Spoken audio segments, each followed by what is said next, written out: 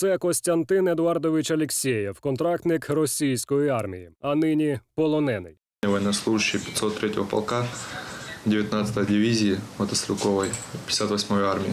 І припхався в Україну він разом з такими ж, аби взяти Запоріжжя та Дніпро. Принаймні такою була задача 58-ї російської армії.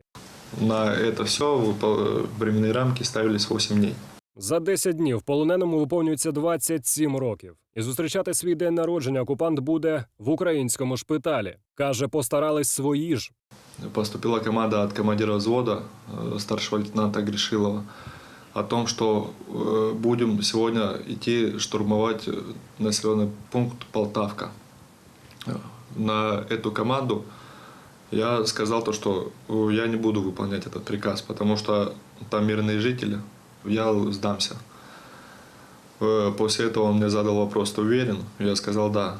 Он достал гранату и, получается, мне под ноги кинул, сантиметров 40 расстояния. Я увидел то, что чека отлетела, успел рукой прикрыть лицо и взрыв. Потом, когда я уже пришел в себя, были ребята с ВСУ. Я сразу сказал, что сдаюсь, меня доставили в госпиталь.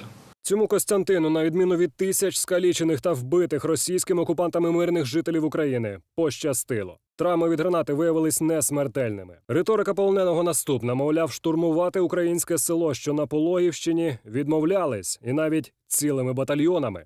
Комбат тогда ответил за весь батальон и официально на боевом распоряжении написал то, что отказывается выполнять поставленную боевую задачу. Личный состав всего, весь личный состав всего БТГРа, его решение поддержали. Комбата після такого у супроводі ФСБ, так би мовити, відправили на килим. Знову ж таки, як часто доводиться чути від полонених військових РФ, усі вони стали заручниками рупорів Кремля. Мовляв, їм повливало у вуха те, чого насправді немає.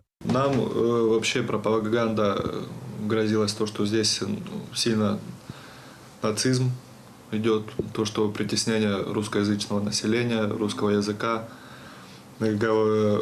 Руководство, вышестоящее руководство нам говорило то, что если вы откажетесь выполнять задачи, уже боевые задачи, то это будет расцениваться как уголовное преступление, срок 15 лет тюрьмы.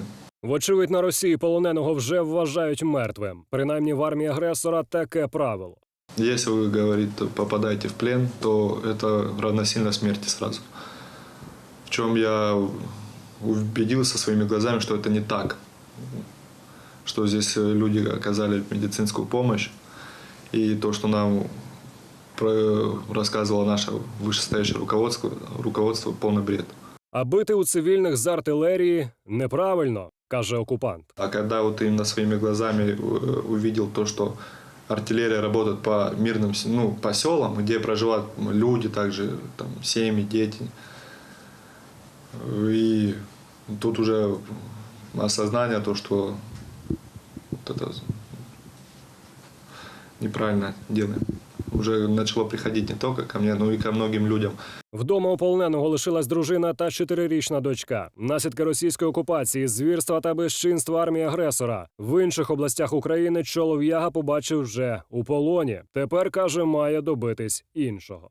Добиться того, чтобы как можно больше людей в России узнали на самом деле правду.